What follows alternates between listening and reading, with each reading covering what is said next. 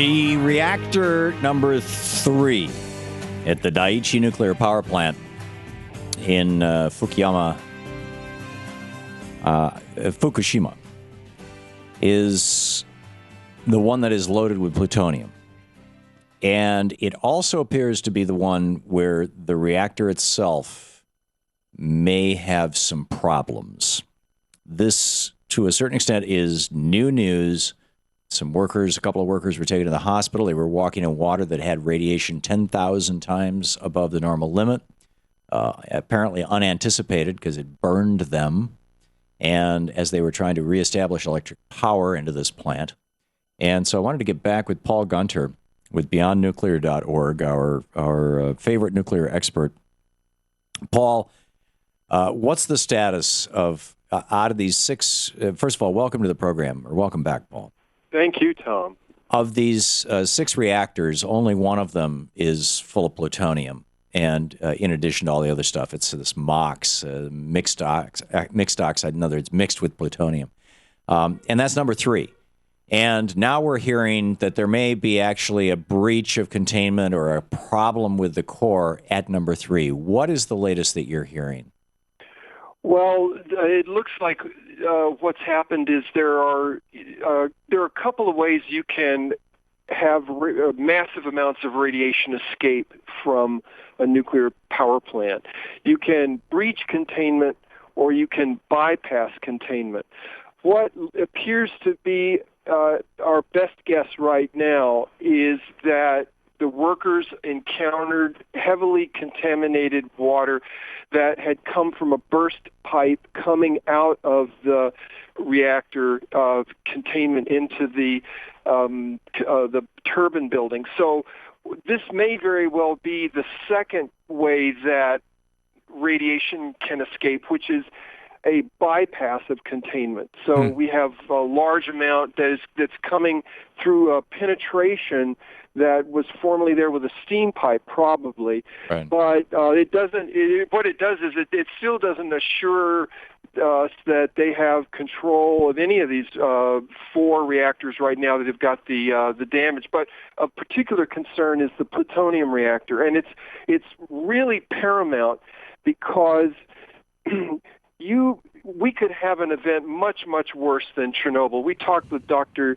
Alexei Yablokov this morning, who was Yeltsin's chief science advisor following the Chernobyl accident.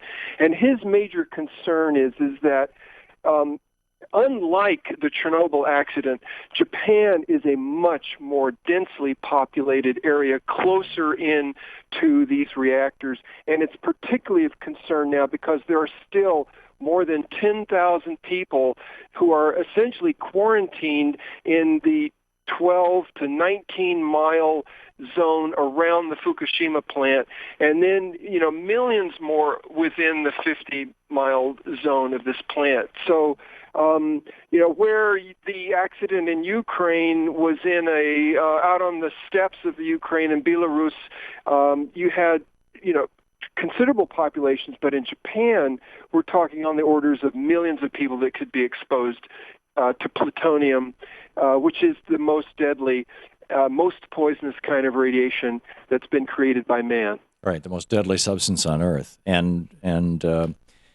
so does it? I remember the movie. I think Jane Fonda wasn't she the China Syndrome? Yes. And ironically, that movie came out, and then 3 Mile Island happened while that movie was still in the theaters, which really shook up a lot of us. And in that movie, they talked about literally the China Syndrome. They called it that because if the core melts down, it just kind of starts sliding through the ground, burning through rock as it goes until it hits water. Eventually, you hit water tables, and then it goes. You get a water explosion, and it goes spraying up into the air and all over the place, or it contaminates debris. Pardon? With all that radioactive fuel as fallout, then. Right. So is that a possible scenario at the plutonium reactor number 3 as a consequence of this pipe that's apparently broken? It is. It can't be ruled out. Obviously, the concern is that the hopeful side is each day we don't have that event is some hope that it won't happen. But clearly, the longer these plants are out of control, the more likely we are to see a very energetic melt that could go through, breach the vessel, burn its way through the concrete, and then go down into the ground, as you were mentioning, finding that water source and having a huge radioactive steam explosion. The Japan has, the New York Times today is reporting that they're quietly evacuating that 20-mile area or 19-mile area, whatever it is, kilometers, 30 kilometers or something like that. And, starting to move people out of there, which is an indication that they think that this area is probably going to be sterile for a long, long time, and they're concerned that worse may happen, although we don't know. I mean, this is all speculation, but people have been advised to stay inside and all this kind of thing. As you said, we really don't know what is going on. What should we be looking for? And what should Americans be doing right now? We've got now clouds of radioactive material that have basically covered most of I'm assuming the entire continental United States by this point. And it's been picked up in Iceland. It's been picked up in Iceland, so it's obviously crossed the United States. And, it was raining like crazy here yesterday in Washington, D.C. Should I have been concerned about those raindrops? We've not seen any indication that there's been concentrations of radioactive fallout from the Fukushima disaster here that warrant, a significant health concern. But we do have to realize that there is no safe dose, and that each tiny bit gives you that tiny bit more risk, and as that risk grows, as these fires continue to burn, as more radioactivity continues to be lofted into the atmosphere, these will be cumulative doses. And we're clearly seeing now indications that I think yesterday's news was startling, that cesium-137 was found on leafy greens in Tokyo, 170 miles away from Fukushima. Right. But as long as these fires are burning, as long as the four reactors that are a major concern now continue steaming, this is radioactivity that is getting out into the weather system, and it will travel with a jet stream, and it will move in concentrations associated with what's released and how long it's released from this disaster site. It is now impossible, pretty much, in the United States to buy iodine pills or to buy Geiger counters, from everything I'm hearing from, like my kids and others. And is that, although there are ways that people can get high levels of iodine, for example, dulse tablets, which is a form of seaweed, large quantities of kelp, things like that. Is that something that people should be concerned about? Should people be buying Geiger counters and stocking up on dulse and kelp and iodine, or is that over the top here?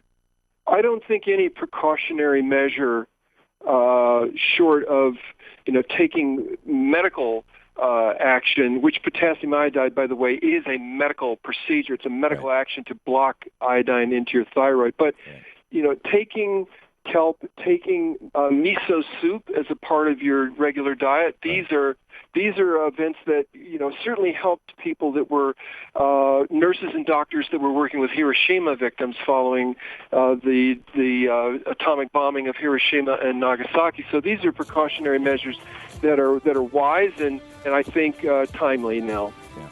Okay. Paul Gunter, the Director of Reactor Oversight at the Reactor Oversight Project, at beyondnuclear.org. Paul, thanks for the update.